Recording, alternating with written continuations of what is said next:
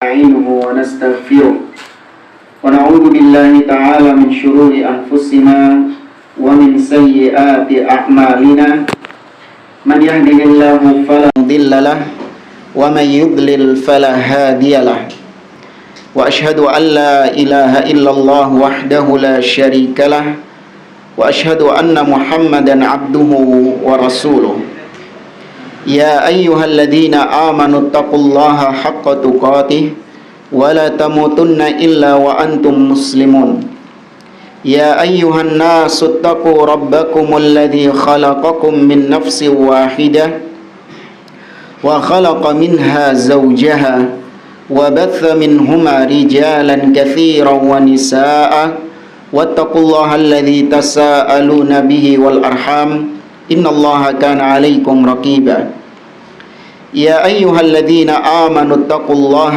وقولوا قولا سديدا يصلح لكم أعمالكم ويغفر لكم ذنوبكم ومن يطع الله ورسوله فقد فاز فوزا عظيما أما بعد فإن أصدق الحديث كتاب الله وخير الهدي هدي محمد صلى الله عليه وسلم وشر الأمور محدثاتها وكل محدثة بدعة وكل بدعة ضلالة وكل ضلالة في النار.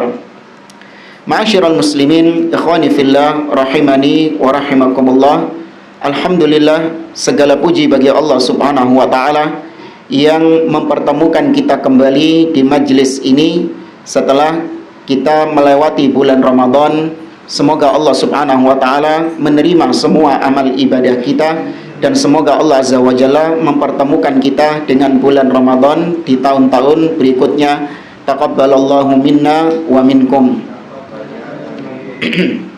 Kita melanjutkan kembali pembahasan kitab Hirasatut Tauhid oleh Syekh Abdul Aziz bin Baz rahimahullahu taala.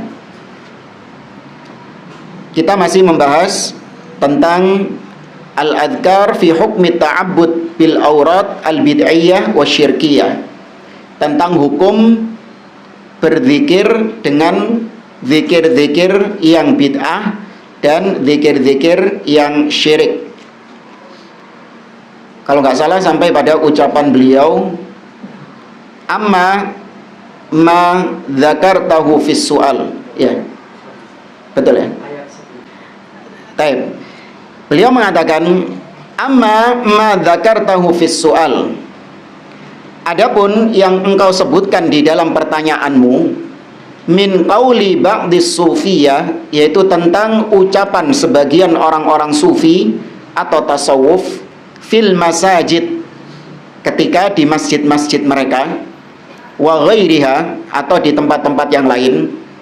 Ya, orang-orang sufi ini mereka mengatakan, Allahumma salli ala man ja'altahu sababan lin syiqaqi asrarikal jabrutiyah. Ya Allah, berikanlah salawat, limpahkanlah salawatmu kepada seseorang yang engkau jadikan sebagai sebab terbukanya rahasia-rahasia yang engkau miliki. Maksudnya kepada Nabi SAW. Wan filaqan li anwarikar rahmaniyah, yang menjadi sebab tersingkapnya cahayamu yang maha pengasih, ya, cahayamu atau cahaya kasih sayangmu. Fasarana iban anil hadratir rabbaniyah, maka jadilah Nabi SAW sebagai pengganti Allah Subhanahu wa taala, ya, pengganti Allah Subhanahu wa taala di atas muka bumi ini. Wa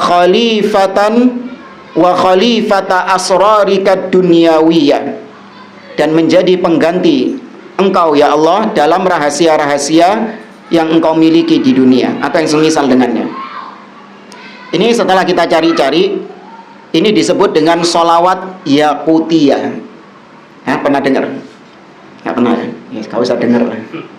Ini disebut dengan sholawat yaqutiyah. Kalau kita cari di Google itu disebut dengan sholawat yaqutiyah. Nggak tahu apa karena lanjutannya ini kan tidak sampai selesai ini. Apa karena lanjutannya itu ada kata-kata yakutnya.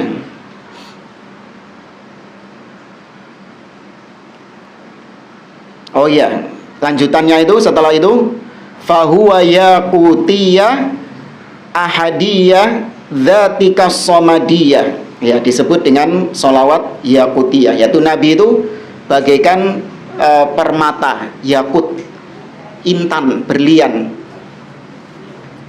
Nah, kata beliau, wal jawab an yuqal, maka jawaban dari sholawat yang seperti ini, kata beliau, inna hadzal kalama wa ashbahahu min jumlatit takalluf wa tanattu'. Sesungguhnya ucapan seperti ini, sholawat seperti ini, dan yang semisal dengannya, itu termasuk perbuatan takalluf, berlebih-lebihan, ya, dan juga tanattu', lebay, ya, berlebih-lebihan di dalam sholawat kepada Nabi, di dalam memuji kepada Nabi SAW. Alladzi hadzara minhu nabiyuna Muhammadun sallallahu alaihi wasallam, di mana Nabi sallallahu alaihi wasallam telah memperingatkan kita, memperingatkan umatnya dari perbuatan ghulu, berlebih-lebihan. Fima rawahu Muslim, sebagaimana yang diriwayatkan oleh Imam Muslim fis sahih, dalam sahihnya, an Abdullah ibni Mas'udin radhiyallahu an, dari Abdullah bin Mas'ud radhiyallahu anhu, qala Rasulullah sallallahu alaihi wasallam, Nabi sallallahu alaihi wasallam bersabda, halakal mutanatti'un, celaka orang-orang yang berlebih-lebihan. Qalaha thalathan, Nabi mengucapkannya 3 kali, halakal mutanatti'un, halakal mutanatti'un, halakal mutanatti'un, ya, celaka orang-orang yang berlebihan.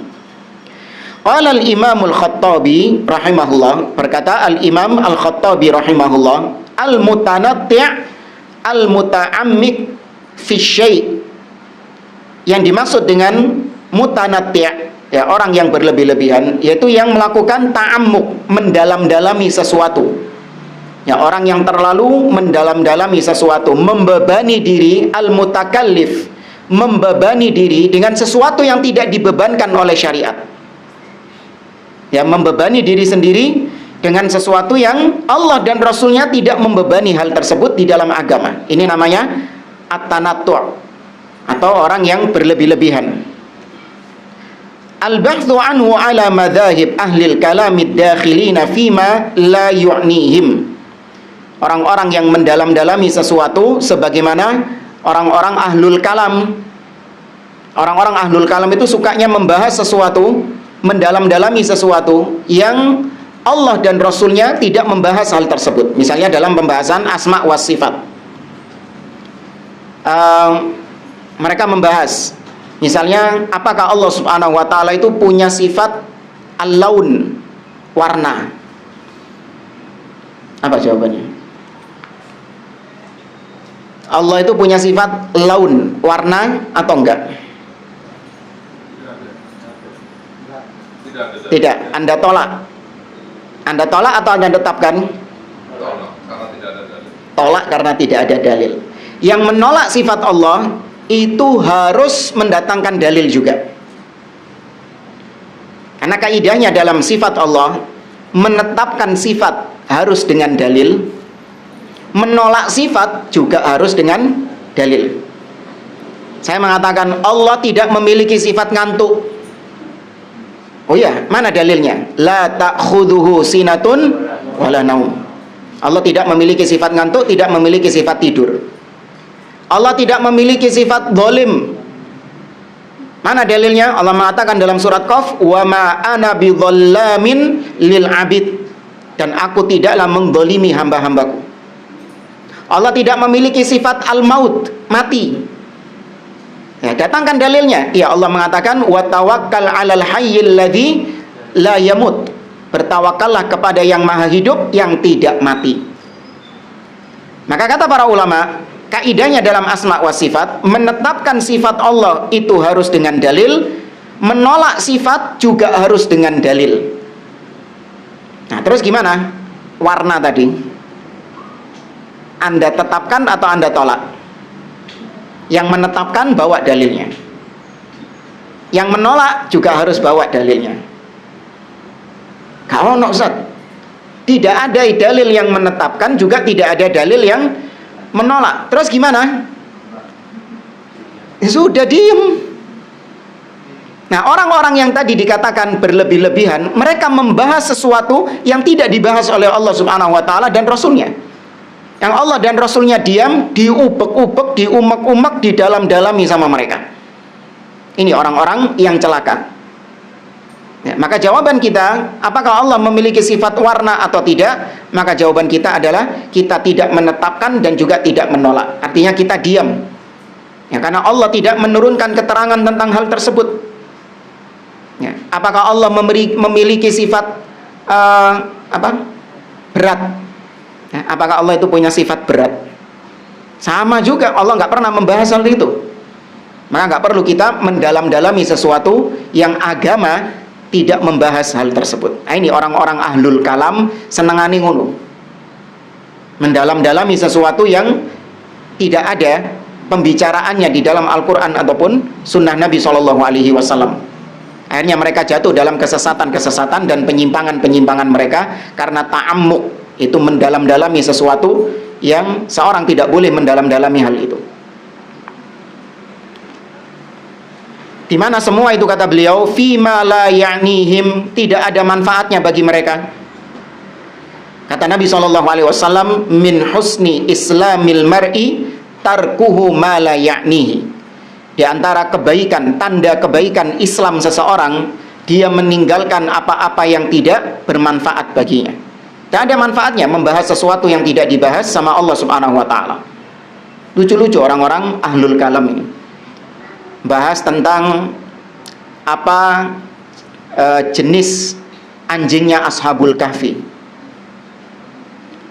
Apa jenisnya? Bulldog, herder, atau apa? Iya, wis itu. Apa manfaatnya bahas kayak gitu itu?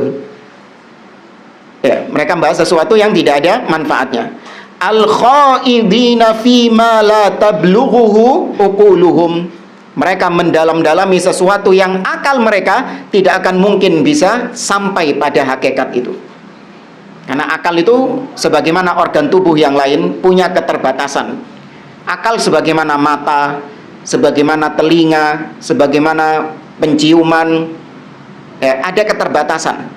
Maka ada perkara-perkara yang akal kita tidak akan mampu sampai di situ. Yang ada hanyalah tunduk menerima nilai-nilai yang datang dari Allah dan Rasulnya, kita imani tanpa kita benturkan dengan akal-akal. Wa qala Abu Sa'adat Ibnul Athir, berkata Al-Imam Ibnul Athir, humul muta'ammikuna al-mughaluna fil kalam. Mereka itulah orang-orang yang terlalu mendalam-dalami dan hulu. Ya, orang-orang yang hulu dalam ilmu kalam.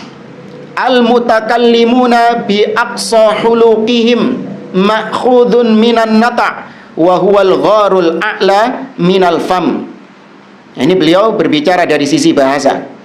At-tanattu' itu secara bahasa artinya adalah langit-langit yang ada di atas mulut. Ya, langit-langit yang berada di atas mulut. Itu secara bahasa artinya tanattu', itu artinya langit-langit yang ada di atas mulut seseorang. Tsumma sta'mala fi kulli muta'ammikin qaulan wa fi'lan. Tapi kemudian digunakan istilah tersebut untuk setiap orang yang terlalu mendalam-dalami sesuatu di dalam agama. Terus bagaimana dengan orang yang mendalami agama? Fulan ini Masya Allah, dia mondok untuk mendalami agama Islam. Apakah itu masuk dalam ini? Enggak, karena memang dia sedang belajar agama yang memang benar-benar seorang muslim diwajibkan mempelajarinya. Ya, adapun yang tidak diwajibkan, artinya bahkan tidak dibahas di dalam agama, ini nggak perlu seorang masuk-masuk mendalam-dalami hal tersebut. Kemudian kata beliau, wa bima dzakarahu hadhanil imamani min a'immatil lughah, dan atas apa yang disebutkan oleh dua imam ahli bahasa tadi, yaitu Imam Al-Khattabi dan yang terakhir tadi Imam Ibnul Athir. Ini dua ulama ahli bahasa. Yattadihu laka wa likulli man lahu adna basirah, maka nampak jelas bagimu dan bagi siapa saja yang bahkan memiliki tingkat ilmu yang paling rendah sekalipun, nampak jelas anna hadhil kaifiyata fis salati wassalam ala nabiyyina wa sayyidina Rasulillah sallallahu alaihi wasallam min jumlatit takalluf wa tanattu' al manhi anhu. Nampak jelas bahwa solawat dengan solawat yang tadi kita sebutkan, solawat Yaqutiyah tadi, atau solawat-solawat yang semisal dengannya, ya, solawat Ashghil, solawat Nariyah, macam-macam lah. Ya, solawat-solawat seperti itu kepada Nabi SAW itu termasuk tanattu', berlebih-lebihan, ya, hulu dalam memuji Nabi SAW yang itu terlarang di dalam agama.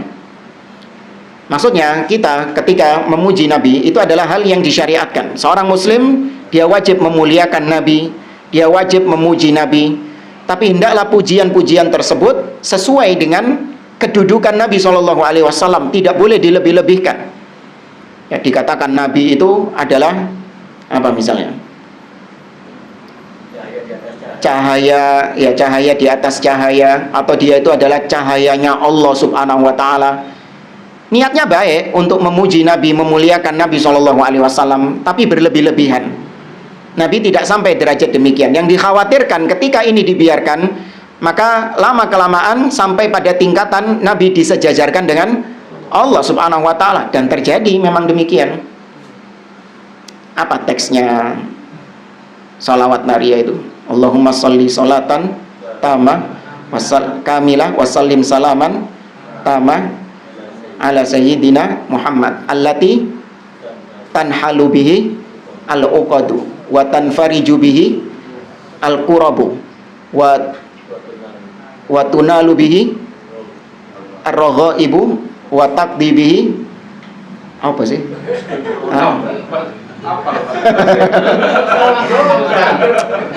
Mantan. Oh, tonggo banter. Tak kira mantan. Ya, yang dengan Nabi SAW maka tanfariju al-kurab, maka segala macam kesusahan akan hilang. Itu yang menghilangkan Nabi SAW. Kemudian apa? Watunalu bihir raghaib, yang dengan Nabi SAW itu tergapai semua keinginan-keinginan, semua cita-cita, semua harapan itu terpenuhi dengan Nabi SAW. Ini hulu, berlebih-lebihan. Yang mengabulkan semua doa, yang mewujudkan semua keinginan siapa? Allah Subhanahu wa ta'ala. Ini yang dikhawatirkan ketika seorang hulu, berlebih-lebihan dalam memuji Nabi SAW. Maka tempatkan Nabi pada tempatnya, puji Nabi SAW sebagaimana Allah memuji Nabinya dan sebagaimana para sahabat memuji Nabinya. Ya, tidak boleh dilebih-lebihkan. Wal masyru'u lil muslim fi hadzal bab, yang disyariatkan bagi seorang muslim dalam masalah ini adalah ayyataharra al-kaifiyata tsabitata ar-Rasulillah sallallahu alaihi wasallam fi sifatis salati wassalami alaihi. Yang diwajibkan dalam masalah ini, seorang muslim berusaha untuk bersolawat kepada Nabi Shallallahu Alaihi Wasallam dan mengucapkan salam kepada beliau dengan kaifiyah, tata cara yang sudah dijelaskan oleh beliau sendiri, oleh Nabi sendiri. Ini akan dibawakan hadis-hadisnya. Wa fi dzalika ghunyatun an ghairihi, karena solawat yang diajarkan oleh Nabi Shallallahu Alaihi Wasallam itu sudah cukup daripada seorang menyibukkan dengan solawat-solawat yang lain. Wa min dzalik, dan di antara salawat tersebut ma rawahul Bukhari wa Muslim, yaitu apa yang diriwayatkan oleh Imam Al-Bukhari dan Muslim fis sahihain, di dalam sahihnya. Wal lafdhu lil Bukhari, sedangkan lafal yang disampaikan beliau ini adalah lafal dari Sahih Bukhari. Di Sahih Muslim ada, cuman sedikit beda. An Ka'ab ibni Ujrah radhiyallahu anhu, dari sahabat yang bernama Ka'ab bin Ujrah radhiyallahu anhu, anna sahabata radhiyallahu anhum qalu, bahwasanya para sahabat mereka berkata kepada Nabi SAW, ya Rasulullah, wahai Rasulullah, umirna an nusalliya alaika, kami ini diperintahkan untuk bersolawat kepadamu. Apa ayatnya?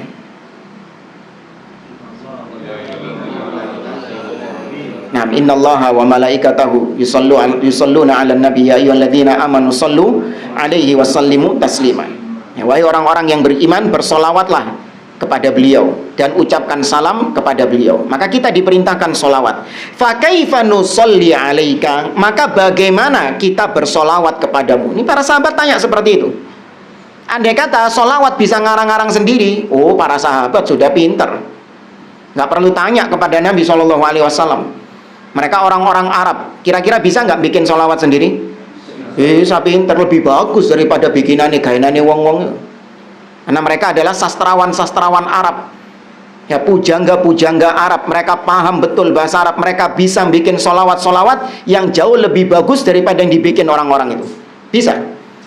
Tapi mereka tahu bahwasanya agama ini adalah dalil, bukan ngarang-ngarang. Makanya mereka tanya, kaifa nusalli alaika, bagaimana kami bersolawat kepadamu wahai Rasulullah?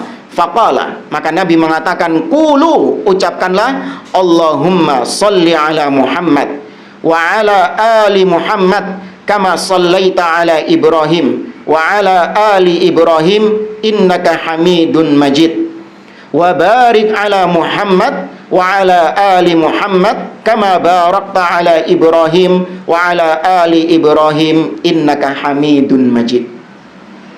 Ini Nabi SAW yang mengajarkan sendiri. Disebut sholawat apa ini? Ibrahimiyah. Ya.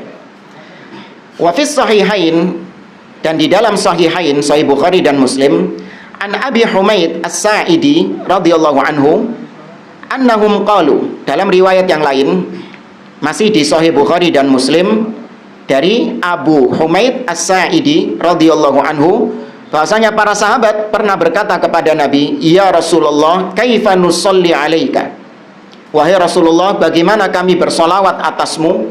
Qal qulu, katakanlah, Allahumma salli ala Muhammad wa ala azwajihi wa dzurriyyatihi kama sallaita ala Ibrahim innaka Hamidun Majid. Ini pernah kita bahas di sifat salat Nabi, ya.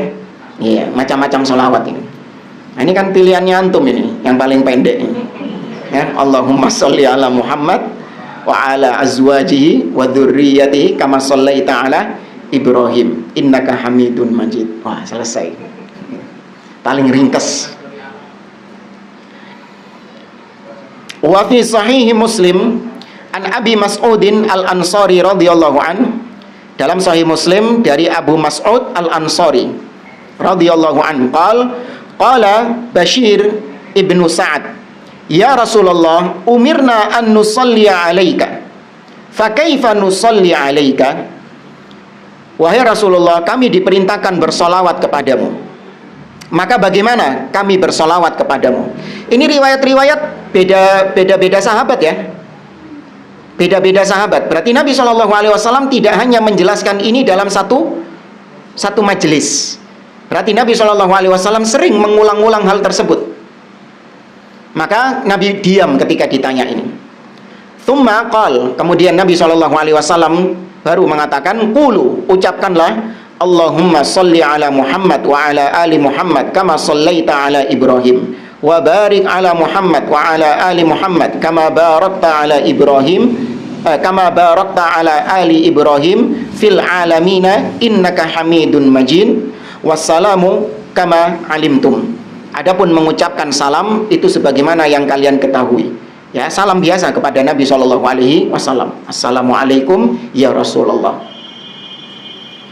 Fahadhil alfad wa ashbahuha wa ghairuha mimma thabata anin Nabi SAW. Nah, lafal-lafal seperti ini atau yang semisal dengannya, yang tidak keluar dari lafal ini. Seperti misalnya seorang hanya mengatakan Allahumma sholli ala Muhammad. atau sallallahu ala Muhammad, sallallahu alaihi wasallam misalnya, seperti yang ada di dalam kitab-kitab. Muhammad sallallahu alaihi wasallam. Itu solawat-solawat yang tidak keluar dari makna solawat Ibrahimiyah. Ya, solawat-solawat yang tidak keluar dari makna solawat Ibrahimiyah. Maka yang semisal dengan itu, mimma thabata anin Nabi sallallahu alaihi wasallam, yang memang telah jelas dalilnya dari Nabi sallallahu alaihi wasallam, hiyallati yambaghi lil muslim ayyasta'milaha, itulah yang hendaklah dipakai oleh seorang muslim di dalam fi solatihi, dalam solatnya, dalam solawatnya, ketika dia bersolawat kepada Nabi sallallahu alaihi wasallam, wasalamihi, ketika dia mengucapkan salam ala Rasulillah sallallahu alaihi wasallam, kepada Rasulullah sallallahu alaihi wasallam, li anna Rasulullah sallallahu alaihi wasallam huwa a'lamun nasi bima yaliku, karena Nabi sallallahu alaihi wasallam adalah orang yang paling tahu tentang apa yang paling cocok, paling sesuai untuk dirinya. Nabi yang paling tahu pujian-pujian apa, penghormatan seperti apa yang cocok untuk beliau, Nabi yang paling tahu. An yasta'mila fi haqqihi, yang digunakan sesuai dengan haknya. Kama annahu a'lamud dunya bima yanbaghi ayyasta'mila fi haqqi rabbih minal alfadh. Ya, sebagaimana Nabi SAW adalah seseorang di dunia ini yang paling tahu tentang apa yang dijalankan oleh seorang hamba dalam rangka beribadah kepada Allah Subhanahu wa taala, Nabi yang paling tahu. Nah,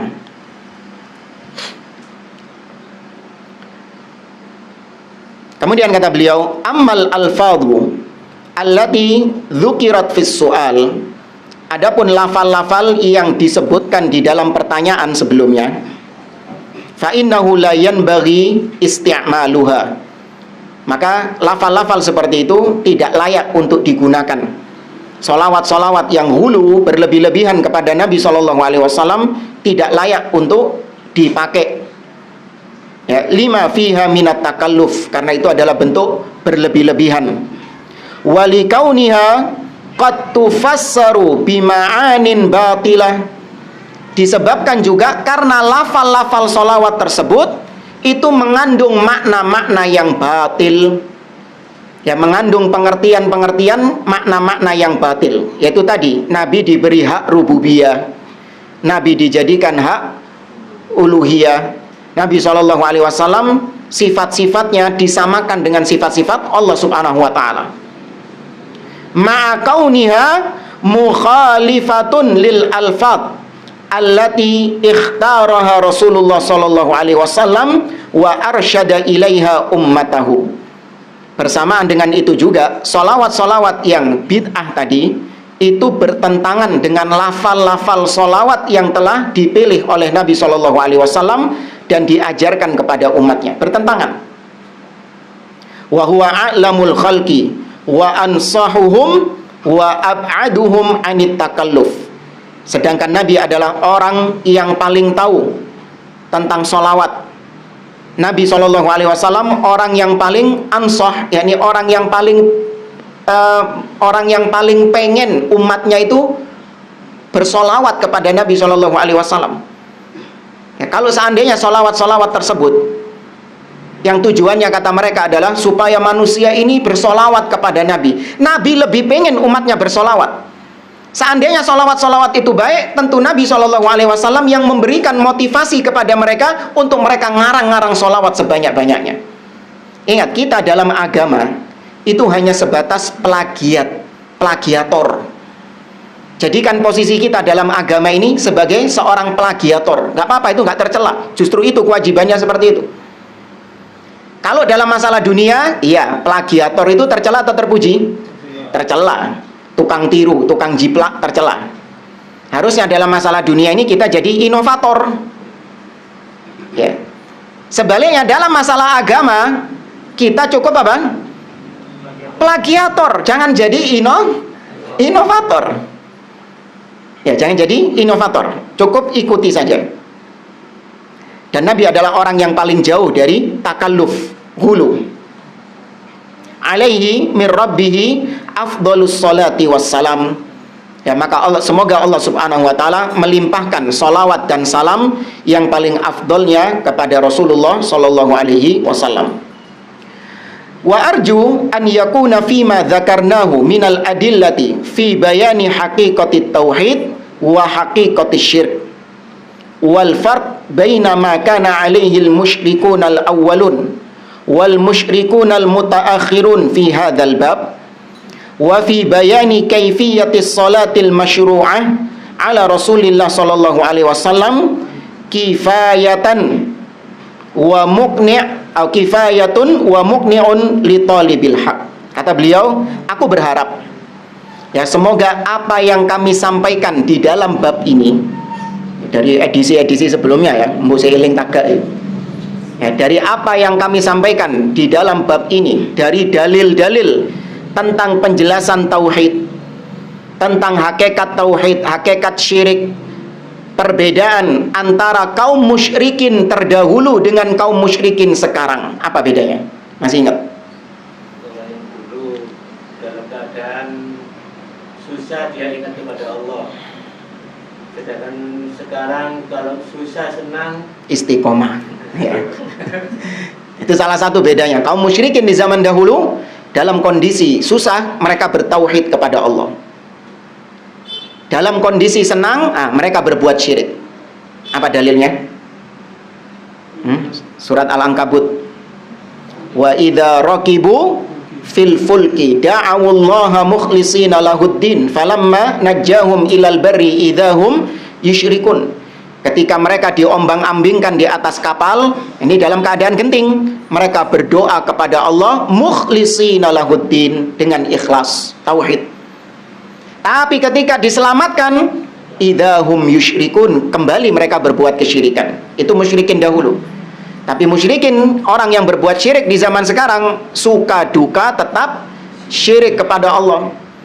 Ya, ada nikahan, ada hajatan. Ini kan kondisi senang, syirik kepada Allah Subhanahu wa taala.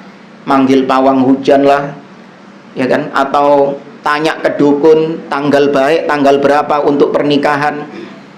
Ya kan, wetonnya apa? Atau mungkin apa misalnya?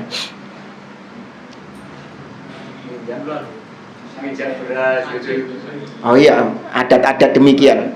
Dalam kondisi musibah, berbuat syirik juga. Ini gunung mau meletus, misalnya. Nyembelih kerbau untuk dipersembahkan kepada penunggu supaya nggak jadi meletus gunungnya, misalnya.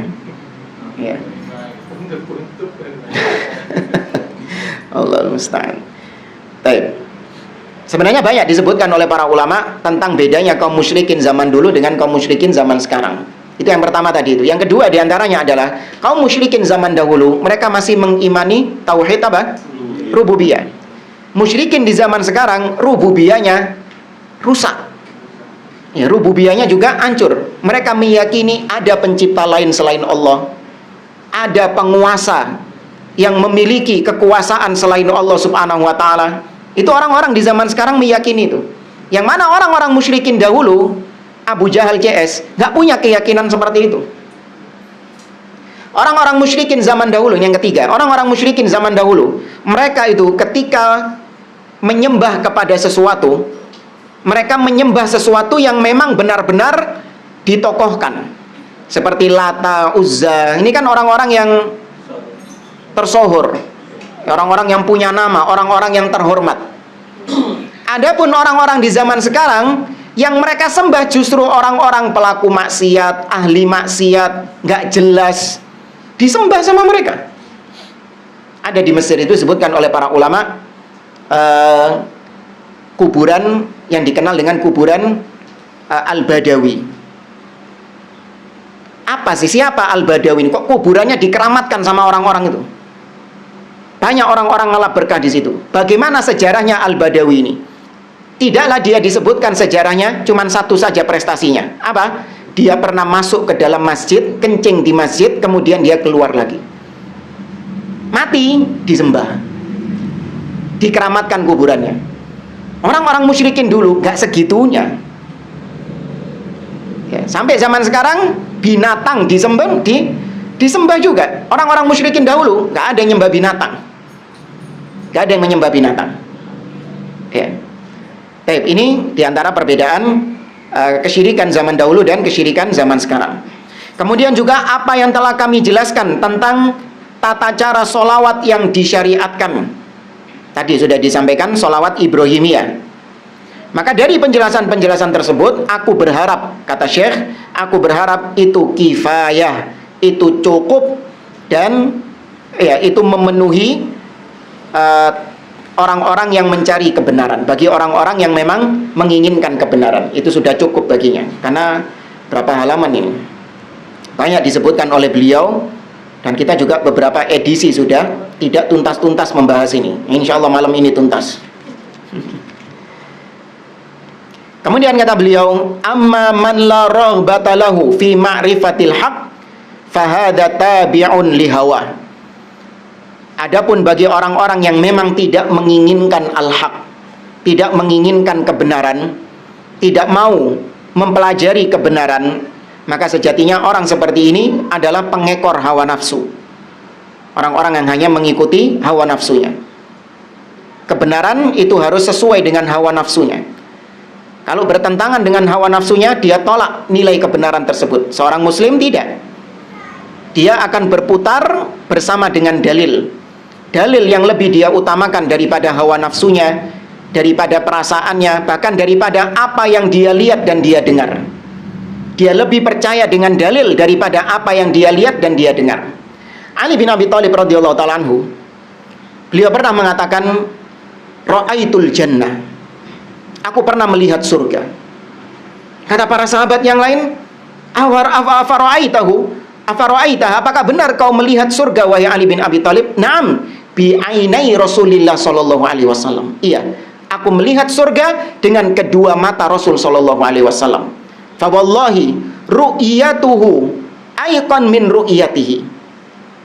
Atau kata beliau, penglihatan Nabi Shallallahu Alaihi Wasallam lebih aku percayai daripada penglihatan aku sendiri.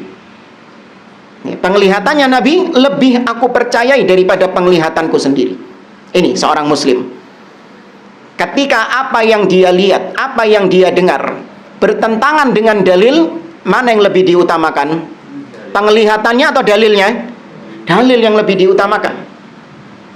Ya. Dalil yang harus lebih diutamakan sama dia, bukan penglihatannya dan bukan pula pendengarannya. Dan terkadang memang penglihatan dan pendengaran kita itu nggak sebagaimana hakikatnya. Nggak semua yang kita lihat itu memang hak seperti itu. Contoh ketika antum naik pesawat, antum ngelihat ke arah bawah, gedung-gedung, rumah-rumah jadi apa? Kecil. Yang antum lihat di mata antum, rumah-rumah kecil, hakikatnya mengecil nggak rumahnya? Tidak. Tuh, berarti mata ini nggak bisa dipercaya. Apa yang antum lihat belum tentu itu hakikatnya seperti itu. Pendengaran juga demikian. Apa yang kita dengar belum tentu hakikatnya seperti itu. Antum pernah, ya, mungkin sering ya, apalagi daerah Sidotopo sini ada rel sepur juga. Ketika nunggu di perlintasan kereta api, sepur biasanya kalau lewat itu bunyikan klakson. Klaksonnya bunyinya gimana? Kalau ono melewati ngono kan? Iya enggak? Pernah dengar enggak kayak apa kupingku sing ngono? Klaksonnya sepur itu ada belewotnya gitu. Iya kan? Kuping kita mendengar kayak gitu enggak? Hakikatnya itu klaksonnya memang belewot atau gimana? Hah? Enggak, klaksonnya normal. Oh, ngono klaksonnya. Tapi yang kita dengar klaksonnya meleot. Ya kan, klaksonnya meleot. Tuh, yang kita dengar belum tentu hakikatnya seperti itu. Tapi kalau apa yang ada di dalam kitabullah dan sunnah Nabi SAW itu pasti hak. Ya, itu pasti hak meskipun bertentangan dengan mata kita, meskipun bertentangan dengan realita, bahkan meskipun bertentangan dengan apa kata orang. Contoh misalnya, seandainya semua manusia mengatakan 1 tambah 1 2, dalil mengatakan 1 tambah 1 0, mana yang antum percaya? Tak ulangi. Ayo dites ini. Semua orang mengatakan 1 tambah 1 2. Tapi dalil mengatakan gak, 1 tambah 1 0. Mana yang antum percaya? Sik bingung antum jamaah. Itu separuh pembahasan ini. Ini sudah separuh pembahasan. Mana yang antum pegang? Dalil. Apa contohnya? Sepatu. Beda kasus. Ini soal hitung-hitungan. Enggak. Orang-orang mengatakan 1 tambah 1 2, meskipun tidak harus 1 tambah 1 2 ya. Maksudnya orang-orang mengatakan itu bertambah, dalil mengatakan enggak, itu berkurang. Sodakoh dan lawannya riba. Nah, ahsan tuh. Orang-orang mengatakan orang yang bermuamalah dengan riba, nominal hartanya itu bertambah atau berkurang? Secara matematis bertambah dong. Secara matematis nominalnya bertambah. Tapi Allah mengatakan yamhaqullahu riba. Allah membinasakan, menghanguskan harta riba. 0. Sodakoh, orang yang bersodakoh nominalnya secara matematis berkurang atau bertambah? Berkurang. Tapi Allah mengatakan wa yurbis sodakot. Allah kembangkan, Allah kembang biakkan harta sodakoh itu bertambah justru. Nah, ini yang antum pegang mana? Matematikanya atau dalilnya? Dalil. Ya, itu maksudnya pembahasan kita. Kita lebih mengutamakan dalil daripada apapun. Semua orang mengatakan Neil Armstrong ke bulan. Semua orang mengatakan demikian, Neil Armstrong ke bulan. Dalil mengatakan la. Allah mengatakan dalam surah Ar-Rahman, ya ma'syarul jinni wal ins in istata'tum an tanfudhu min aqtaris samawati wal ardi fanfudhu la tanfudhuna illa bisultan. Wahai sekalian jin dan manusia, apabila kalian memang mampu, apabila kalian mampu untuk menggapai atau keluar dari langit dan bumi, maka itu tidak akan bisa terjadi kecuali dengan kemampuan dari Allah. Maksudnya seperti Nabi Mi'raj ke atas. Kecuali dengan kehendak Allah subhanahu wa ta'ala, diizinkan Allah keluar dari langit. Nah, itu baru ketika Nabi Mi'raj bisa. Maka secara asal bisa nggak manusia ke sana? Nggak bisa. Dalil yang mengatakan demikian. Oh enggak Ustadz, iki ono bukti ini kok. Ada buktinya, videonya itu Neil Armstrong ke bulan. Mana yang antum utamakan? Dalil. Ya, dalil mengatakan demikian, maka antum lebih mengutamakan dalil. Qala Allah Ta'ala, Allah berfirman, fa illam yastajibu laka fa'lam annama yattabi'una ahwa'ahum. Apabila mereka tidak mengijabahimu wahai Muhammad, jadi mereka tidak istijabah, menerima dakwahmu, maka ketahuilah sesungguhnya mereka itu hanya mengikuti hawa nafsu mereka. Wa man adallu mimman ittaba'a hawahu bighairi hudam minallah. Dan siapakah yang lebih sesat daripada orang yang mengikuti hawa nafsunya daripada dia mengikuti hidayah, petunjuk dari Allah subhanahu wa ta'ala. Allah mengatakan siapa yang lebih sesat, berarti paling mentok sesat di sana. Dia lebih mengutamakan hawa nafsunya, apa yang dia lihat, apa yang dia dengar, daripada petunjuk yang datang dari Allah subhanahu wa ta'ala. Innallaha la yahdi al-qawmadz zalimin. Sesungguhnya Allah tidak memberi petunjuk kepada orang-orang yang zalim. Fabayyana subhana fil ayatil karimah annan nasa bin nisbati ila ma ba'athallahu bihi nabiyahu Muhammadan sallallahu alaihi wasallam minal huda wa dinil haqq qisman. Maka dari ayat tadi, surat Al-Qasas ayat 50, Allah menjelaskan bahwa manusia dari sisi dia mengikuti Nabi sallallahu alaihi wasallam, mengikuti petunjuk dari Allah, mengikuti agama yang hak, maka manusia terbagi menjadi dua. Yang pertama, ahaduhuma mustajibun lillah wa lirasuli. Jenis yang pertama, orang yang mengijabahi Allah dan Rasulnya. Artinya orang-orang yang taat, tunduk kepada Allah dan Rasulnya. Wathani, yang kedua, menurut ayat tadi, tabi'un lihawa. Dia mengikuti hawa nafsunya daripada mengikuti qala Allah dan qala Rasul. wa akhbara subhanahu annahu la adalla mimman ittaba'a hawahu bighairi hudam minallah. Dan Allah menjelaskan bahwa tidak ada yang lebih sesat daripada orang-orang yang lebih mengikuti hawa nafsunya daripada mengikuti petunjuk yang datang dari Allah Subhanahu wa taala. Fanas'alullah azza wa jalla al-afiyah min ittiba'il hawa. Maka semoga Allah menyelamatkan kita dari mengikuti hawa nafsu. Kama nas'aluhu subhanahu ayyaj'alana wa iyyakum wa sa'ira ikhwanina minal mustajibina lillahi wa li rasulihi sallallahu alaihi wasallam. Dan kita memohon semoga Allah menjadikan kami, antum dan semua saudara-saudara kita termasuk di antara orang-orang yang istijabah, yang mengijabahi seruan atau mengijabahi perintah Allah dan Rasulnya sallallahu alaihi wasallam. Al-mu'azzimina li syar'ihi, yang mengagungkan syariat Allah, wal muhadzirina min kulli ma yukhalifu syar'ahu minal bid'ah wal ahwa.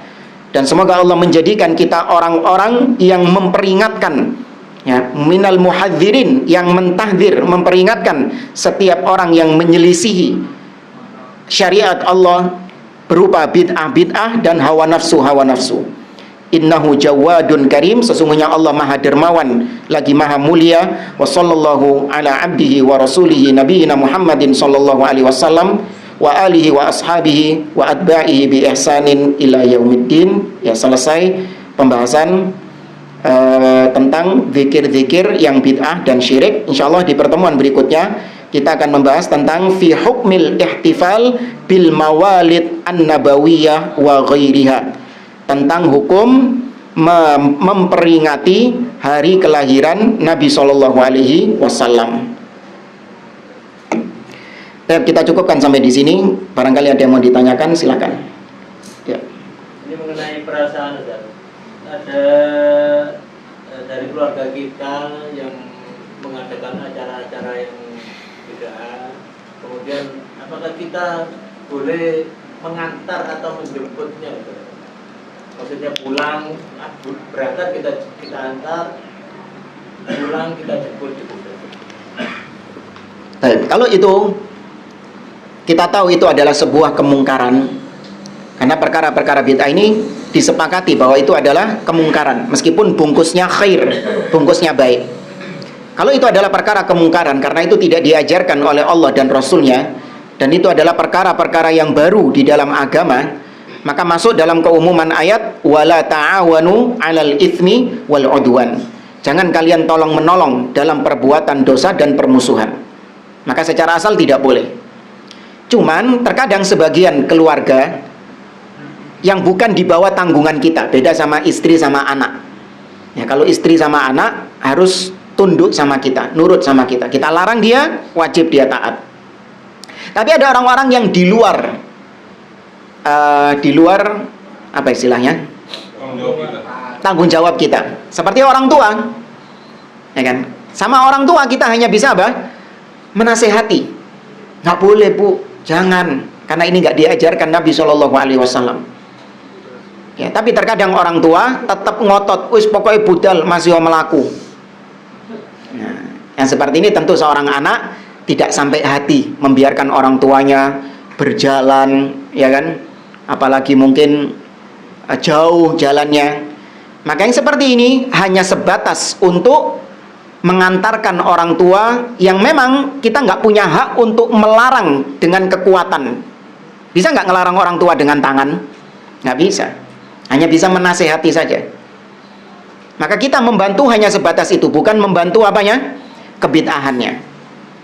Ya, bukan membantu kebid'ahannya, karena dia orang tua dan kita nggak ridho. Kita juga kasihan orang tua berjalan sendirian, mungkin kehujanan atau mungkin jauh, kecapean dan yang lainnya. Maka kita antarkan hanya dalam rangka agar orang tua kita tidak mengalami kesusahan itu. Ya. Wallahu a'lam. Kalau teman nggak usah, ada apa? Diantar loh. Iya. Ya. Amin.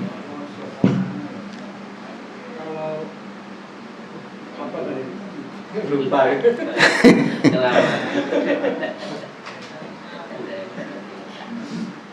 Ini ada ini majmuk fatwanya Ibn Baz. Apa majmuk fatwa Ibnu Taimiyah apa majmuk fatwa Ibnu Taimiyah?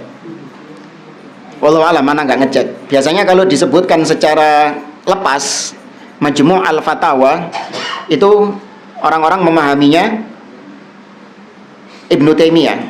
Kalau disebutkan secara lepas, karena ini disebutkan Majmu' al-Fatawa. Wallahu alam, ya bisa jadi ini adalah Ibnu Taimiyah. Sama seperti ketika disebutkan wafis sahih dan di dalam as-sahih. Maksudnya apa berarti? Sahih Bukhari. Ya, atau enggak Sahih Muslim, cuman kebanyakan Sahih Al-Bukhari. Ya, biasanya kayak gitu gaya penulisan ulama.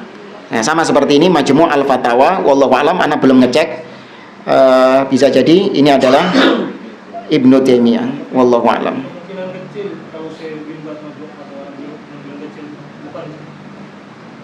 Ya coba dicek aja, ada Maktabah Syamilah juga, gampang tek tek tek tek tek.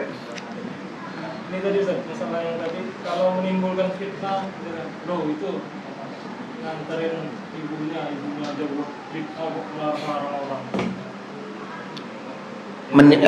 Ya kan? Mereka menimbulkan fitnah kalau kita mengantar ya. Itu urus aja ibu kamu dulu, dakwain aja ibu kamu dulu, ngapain dakwain? Ya sama, kita jawab dengan hal itu. Mana seorang anak yang tega, ibunya keluar jauh, apalagi rela dia berjalan karena nggak ada yang mau nganterin, dia juga nggak punya uang, kita nggak mau juga ngasih dia ongkos kan, karena itu adalah perkara bid'ah. Ya, siapa yang seorang anak yang tega membiarkan ibunya berjalan jauh hanya demi untuk acara-acara bid'ah seperti itu, ya tentu seorang anak tidak akan ridho. Nanti ibunya sakit, ya kan? Karena ibunya memang sudah apa ya istilahnya, ngotot, gitu. Wis gak iso pokoke budal wis, apapun yang terjadi, badai, tsunami tetap budal. Orang-orang tua kan kolot kan biasanya kan. Iya, nggak bisa kita terus mau ngunci ibu kita, wis bu mlebu kene kunci kamar gitu. Nggak boleh, malah lebih durhaka daripada acara bid'ahnya. Ya, hanya sebatas itu saja. Tetap sambil kita apa? Kita nasihati ibu. Nah, wallahu a'lam. Saya nambah sedikit satu tadi. Itu pertanyaan-pertanyaan itu sering juga kita temui dengan hal-hal yang lain. Pertanyaan itu kebanyakan tapi pertanyaan orang yang mau nggak mau dari kebenaran. Pertanyaan yang lebih mengarah kepada debat usul. Iya. Jadi nggak perlu dihiraukan dengan omongan manusia. Iya, yang penting kita istiqomahnya, niatnya orang mau apa, mau ngomong apa, kayak ngurus. Kalau orang mau cari kebenaran dia, pasti tanyanya nggak gitu, ibumu sendiri misalnya, bukan begitu pertanyaannya. Nah, ini gimana nih kaidahnya? Seperti antum mengatakan ibu gini, nah mesti tanya begitu. Insya Allah kalau dia mau nyari kebenaran, kira-kira begitu suka sih. Karena dari sisi-sisi yang lain itu juga sering pertanyaan begitu. Dan kita amati itu pertanyaan orang yang apa namanya? Ya, orang yang sering maunya debat, maunya mencari konflik, menjatuhkan, menyudutkan ya gitu. Nggak perlu ditekan. Tinggalkan aja. Kalau salah gitu bisa tambahan. Nah, saya kira ini yang bisa kita sampaikan. Ada lagi? Tadi kalau misal ibu sudah tahu atau keluarga sudah tahu, kita nggak mau ngantar, tapi udah yang ngantar Pak Ustaz, saudara gitu. Ya sudah, berarti memang itu di luar kita nggak mau membantu itu karena memang sudah ada yang mengantar itu tadi. Iya, yang penting kan kita sudah menasehatinya. Ibunya berangkat sendiri misalnya, dia memang punya kendaraan sendiri berangkat, atau ada yang jemput misalnya, ya sudah. Ini kan tadi karena ibunya tadi nekat berangkat sendiri, jalan kaki. Ada orang-orang yang belani seperti itu. Bahkan kita dapati di daerah kita itu sudah tua renta berangkat sendirian dari pulau seberang, tanpa ada keluarga, tanpa ada siapapun yang mengantar dia, berangkat sendirian. Ya tahu daerah lah, nggak usah disebut. Berangkat sendirian itu, sampai akhirnya kelaparan, nggak punya uang, minta-minta ke orang lain buat ongkos pulang, sampai segitunya. Nah, ini kan sebagai anak juga ketika dikabari, ini bapakmu di Surabaya ini, anaknya jemput nggak kira-kira? Jemput. Kok enggak ya? Iya, anaknya jemput. Iya, padahal bapaknya dalam rangka apa? Kebid'ahan. Bapaknya dalam rangka kebid'ahan. Cuman ya bagaimanapun juga orang tua. Ya. Kalau teman ya sudah, biarkan sudah. Jika istri, Hah? istri, sama istri nekat gitu. Loh, kalau istri kan kita bisa dengan tangan, bukan mukul maksudnya. Enggak, artinya dia memang di bawah tanggung jawab kita. Kita bisa dengan ancaman-ancaman. Kalau kau tetap nekat berangkat, ya maka ya dengan gertaan-gertaan, ancaman-ancaman, ya langsung tegak. Tapi kan sudah lepas loh. Seorang suami kalau sudah mengingatkan kan lepas ya di hadapan Allah. Iya, cuma maksudnya kan beda sama orang tua. Kalau orang tua kita nggak bisa dengan ancaman itu. Awas loh Bu, kalau sampai tetap nekat ikut, gak tak nafkahi mana misalnya, nggak boleh. Dan misalnya kalau sama istri nggak harus mengancam, kita sudah menyampaikan dia tetap ngeyel, ngotot, itu kan lepas. Kan? Ya kalau dosa iya. Maksudnya yang ditanyakan di sini, kita treatmentnya kepada dia itu bisa dengan ancaman. Oh ya betul, tak kunci lah wangi, besok balik kan. Sama orang tua bisa kayak gitu, nggak boleh. Ya Pak, metu Pak. Ya kayak sok balik nggak sampean gitu. Baik, wallahu a'lam. Saya kira ini subhanakallahumma wa bihamdik asyhadu an la ilaha illa anta astaghfiruka wa atubu ilaik. Assalamualaikum warahmatullahi wabarakatuh.